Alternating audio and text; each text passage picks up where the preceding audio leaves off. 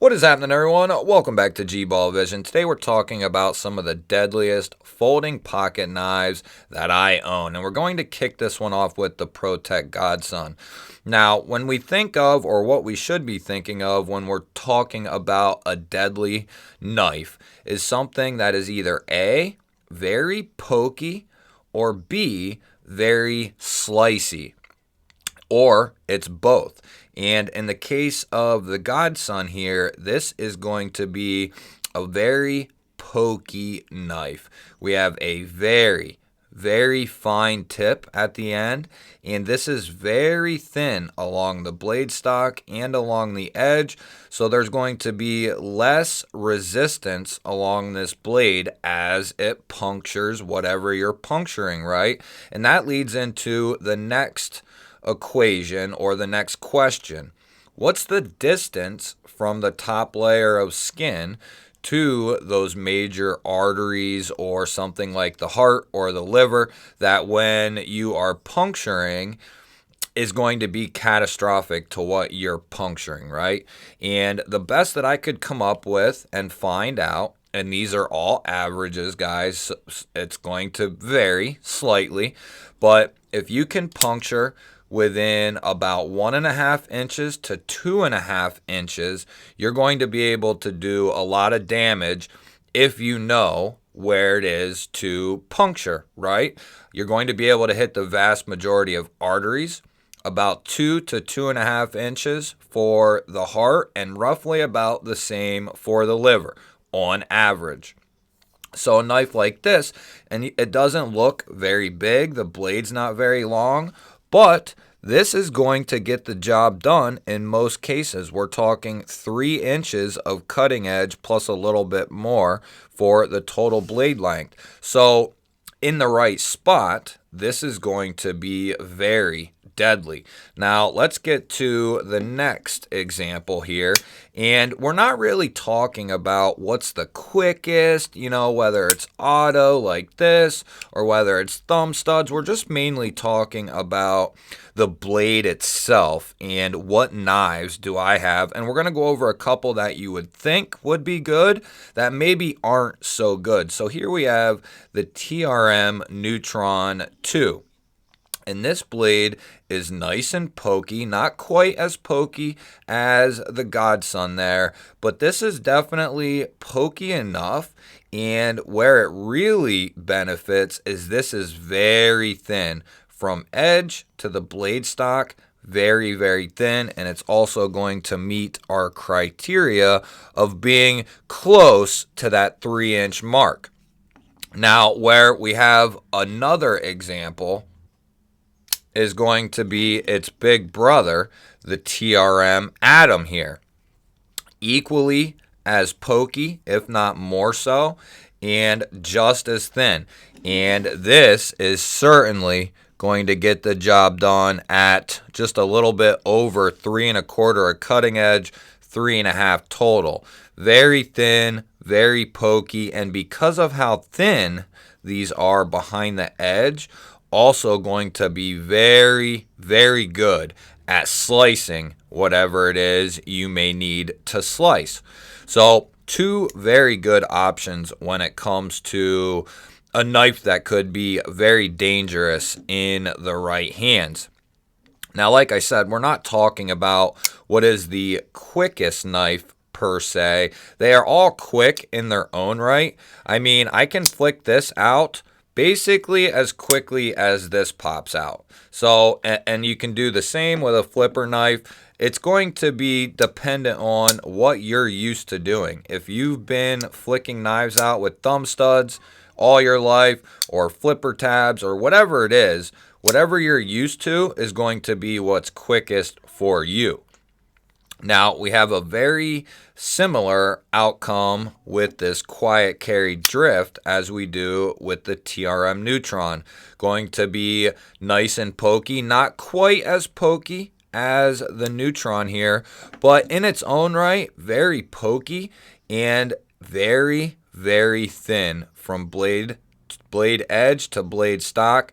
And that's going to be a big part of not having a ton of resistance as you go into the material that you're going into.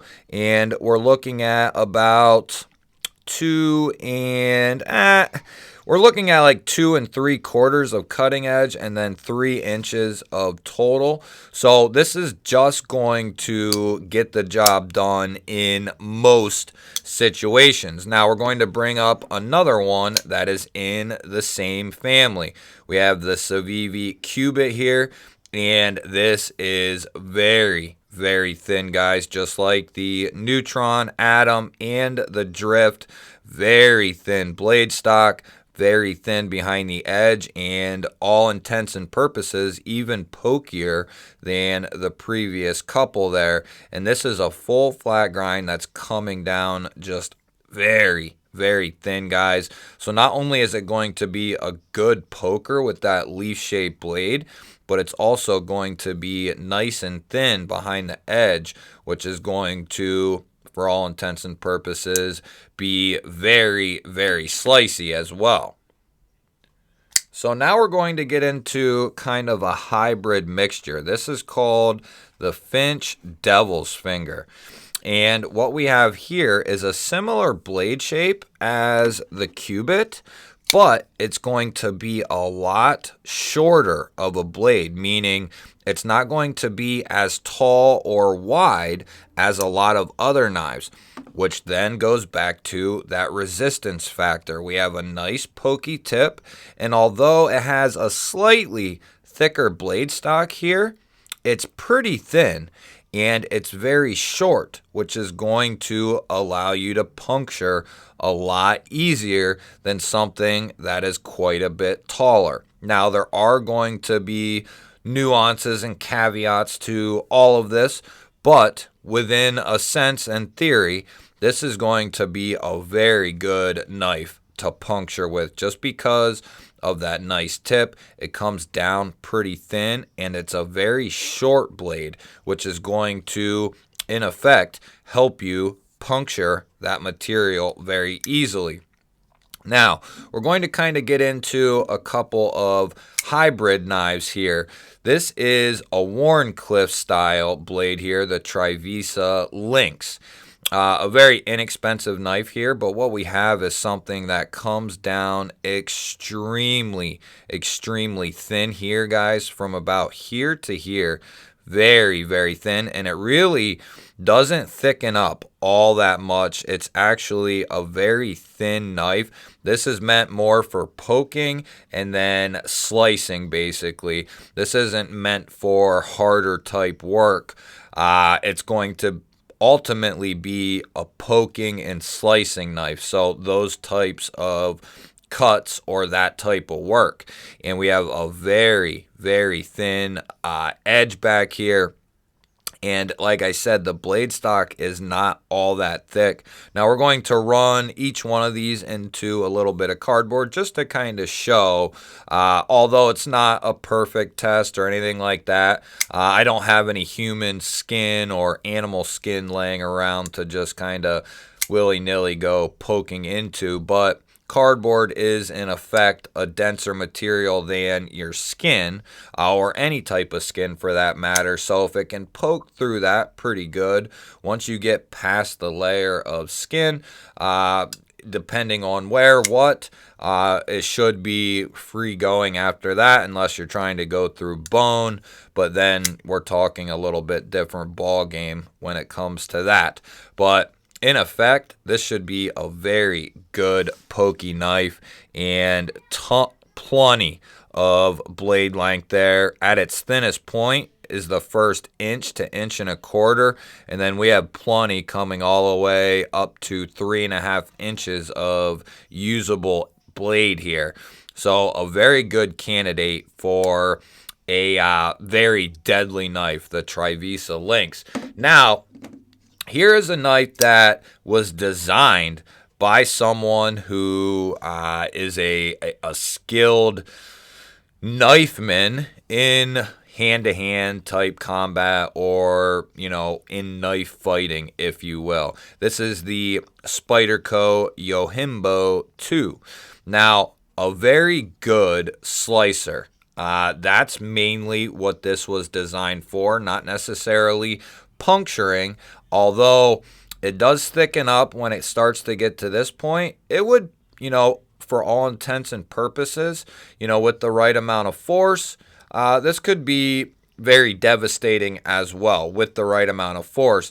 Although this was designed more for the slashing or cutting aspect of being on the deadlier side, I still think this would be a pretty good poker, even though it thickens up pretty good here. I think for what it thickens up here, it stays very, very thin down here, ultra thin. So with that all being in consideration, this is a very deadly knife in its own right. If you were to puncture and then slice, this would be just devastating, especially a couple of those types of punctures and slices, if you will. Now, let's move into some knives that aren't going to be so great at something like this.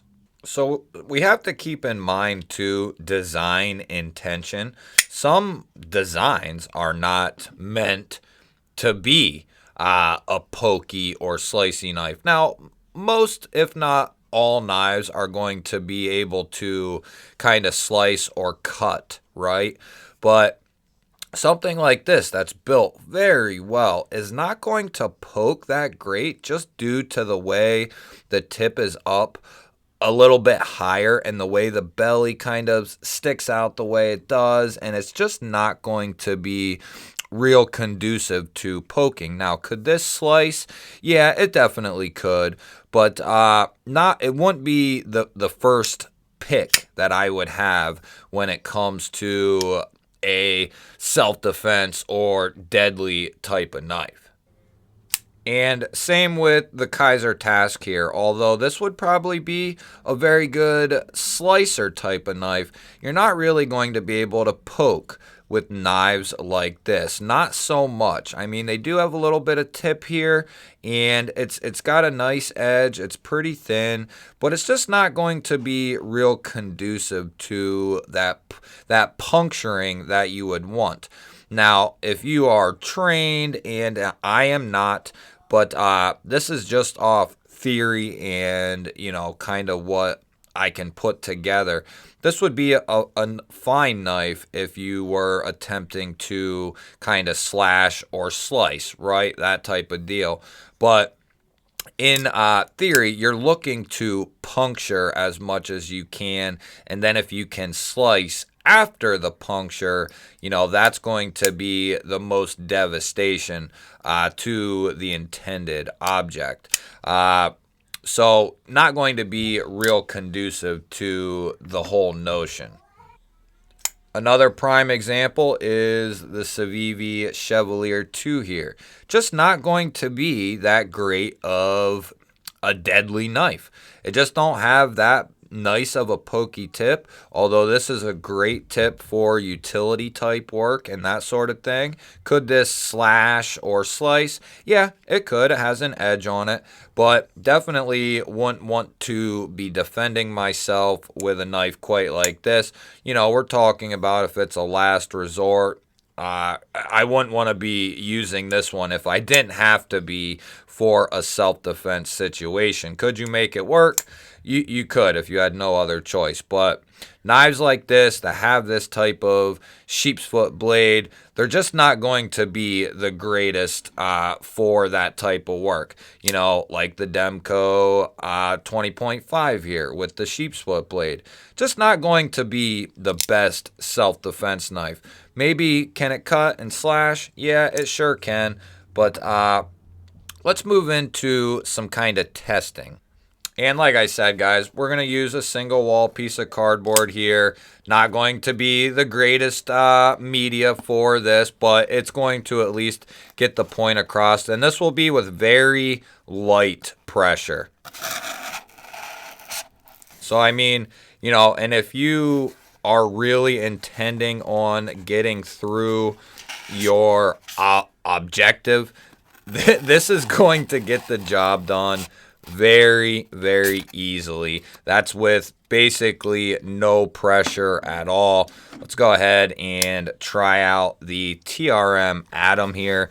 We're going to have a similar effect. Because of how thin these blades are, that is going to ultimately be a very good deciding factor on if it can puncture and poke well. And as you can see, the thinner and the pokier, the better. Let's try the drift on for size here. Now, a lot of knives will poke and pierce, but how easily and how far is a separate question. Now we have the very, very thin KUBEY here.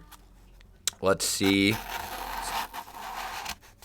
And that's, like I said, guys, with very, very light pressure. How about some more there? And that's a little bit of added pressure, and it's going to go right through the intended object. And here's the Finch Devil's Finger here. Going to be very, very easy to puncture material with. How about we try out the Trivisa Lynx here, which was the very, very thin and sharp Wharncliffe. Going to puncture very, very easily because of that very thin blade and that very pokey tip. It's just going to go right into the material, and this is a good one here. Now we can move to the Yimbo here, and like I said, although probably not the best poker, it's going to, we'll bring out a new piece here. It's going to be good for like getting into about right there, like I said, and then coming down and making that kind of initial gash. It's going to be excellent at that. You'll be able to get it in so far, and depending on, it's all going to be situationally dependent and kind of how strong you are, how amped up you are, and the placement. But in theory, this will poke pretty well because of how thin half the blade is and how pokey that tip is. You know, from here down to the edge, you're pretty thin. It does thicken up back here along the spine, but you still have that nice pokey tip. So it's going to work pretty well. For all intents and purposes, if you can only get in so far, but then you can make that initial gash, you know, it's going to work very well. Of course, guys, these are all just my thoughts, my opinions, and my theories. You are free to let me know what you think down below. And like I said, these are not all the knives, but it's very limited on what's going to work okay and what's actually going to work pretty good. Now, like I said, I haven't conducted these tests legitimately on actual animals or, you know, any further than that. These are just theories and ideas, but ideally, the pokier, the thinner the knife, the more it's going to do the destruction and devastation that you want it to do. Let me know what you think down in the comments. What would be some of your deadliest knives? Do you agree with some of these? Do you disagree with all of these? I love hearing your guys' thoughts and opinions. Hit the thumbs up, hit the thumbs down, whichever one you prefer. If you're new here and you like this kind of content, hit the subscribe button down below. I would love to have you here. Otherwise, guys, I'll catch you on the next one.